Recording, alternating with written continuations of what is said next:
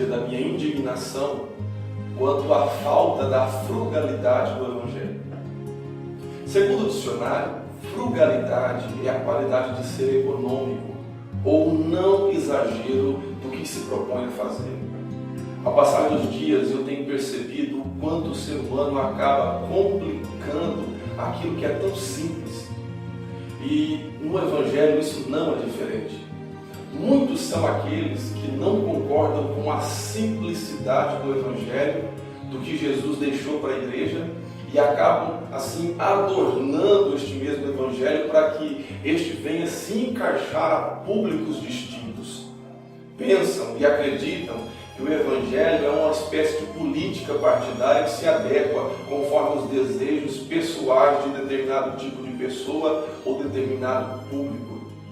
O que nós percebemos na atualidade é uma luta empresarial ferrenha entre igrejas, entre pastores, que na tentativa de vender seu peixe, acaba arquitetando todo e qualquer tipo de técnicas e fórmulas para atraírem clientes fiéis. Vivem pescando em aquário, buscando uma luta que não vai levar a canto nenhum.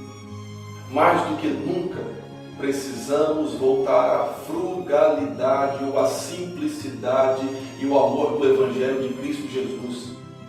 Eu fico pensando, e é incrível como muitos crentes não conseguem lidar com a simplicidade da mensagem da cruz e preferem acreditar que a complexidade das coisas e a mente fértil de muitos pregadores irresponsáveis é o que funciona para o entendimento da Boa Nova. Grande mentira! Muitos já não querem mais falar da cruz, mas preferem falar do que Jesus fazia antes de fundar a terra. É incrível!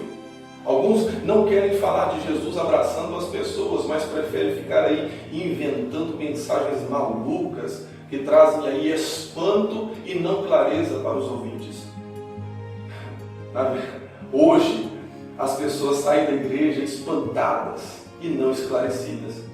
E aí, se você chega para algumas pessoas e pergunta, o que foi pregado? Eles vão falar assim, olha, não sei, mas só sei que foi uma bênção. Um evangelho não racional. Pessoas, na verdade, adorando aquilo que se não entende, que não se entende. Quando Romanos capítulo 12, versículo 1 diz, rogo-vos, pois, irmãos, pela compaixão de Deus, que apresenteis os vossos corpos como um sacrifício vivo, santo e agradável a Deus, que é o vosso culto racional. Culto com entendimento, com inteligência.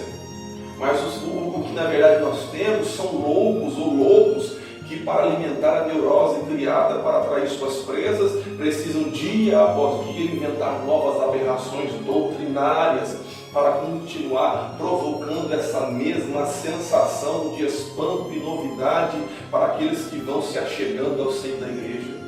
Precisam viver sempre assim. É um alto índice de rotatividade nas igrejas.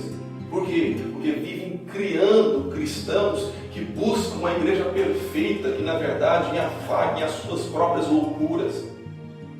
A igreja ou as denominações que deveriam ser aí a expressão de Cristo, passou hoje a ser um reduto, uma bolha exclusiva de determinados tipos de pessoas ou de grupos, na qual somente os iniciados ou os membros podem entender o que de fato ali se trabalha, o que se professa naquele lugar. A começar pelos nossos jargões, ou o nosso evangeliquez, que são aí as palavras ditas somente para os que estão de dentro, somente os de dentro entendem, quando na verdade a mensagem deveria ser clara e comum, daí a palavra comunicação. Outro problema é a arrogância denominacional devido à visão equivocada pela má interpretação dos dons espirituais, em detrimento do fruto do Espírito. Alguns têm valorizado de uma forma errada e antibíblica os dons espirituais, e isso tem levado a muitos fiéis a entenderem que a salvação virá pela sua denominação, ou pelo seu falar em línguas estranhas, ou por suas profecias diárias, ou por sua vestimenta tradicional, ou por o quanto ele tem pregado como itinerante, ou porque ele tem cantado como um cantor que possui CDs para vender. Grande engano. O que adianta? Alguns falam em línguas, mas espancam filhos. São profetas na igreja, mas não têm amor para com o próximo. É pregador do evangelho, ou pelo menos diz que é, mas bate na esposa. É um cantor, é uma cantora, mas tem uma vida promíscua. Entrega o dízimo, mas só nega os impostos. Alguns vão todos os dias à igreja, mas não dá um bom testemunho de crente lá no seu serviço. Outros dizem, eu sou evangélico, mas rouba na empresa onde trabalha. E quantos que se vestem com roupas arcaicas dos anos 40, achando que isso é santidade, mas com a língua tem matado muitas pessoas com mentiras. Outros que têm pregado mensagens de juízo, mas trai a esposa. E quantos que também anunciam o reino, mas sacrifica a família pela sina capitalista, no ficar rico. Infelizmente, essa tem sido a nossa realidade na igreja. Quantos doentes nós temos devido a este exagero que é ser um crente, um cristão. Igrejas que são redutos de profecias mentirosas, pregações de supostas transformações que na verdade adoecem ao invés de curarem as pessoas. O que nós temos aí são crentes fanáticos e a um passo de surtos psicóticos.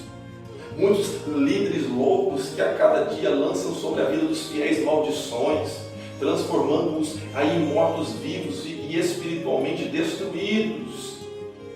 Triste essa realidade. Biblicamente, este não é o caminho. Biblicamente, este não é o Evangelho de Cristo. A boa nova de Jesus é simples, é temperada, não provoca mal-estar, não provoca ojeriza. Aos que estão vivendo este evangelho maluco, eu digo que deveriam conhecer de fato o evangelho, não segundo um líder qualquer espiritual, mas segundo Jesus Cristo de Nazaré. Estes são presos que acreditam que são livres. A estes também eu digo João capítulo 8, versículo 32, que diz: e conhecereis a verdade, e a verdade vos libertará. Também digo João capítulo 8, versículo 36, que diz: se pois o Filho vos libertar, verdadeiramente sereis livres. Também posso indicar Mateus capítulo 11, versículo 28 ao 30, quando diz: vinde a mim, todos os que estáis cansados e oprimidos, e eu vos aliviarei.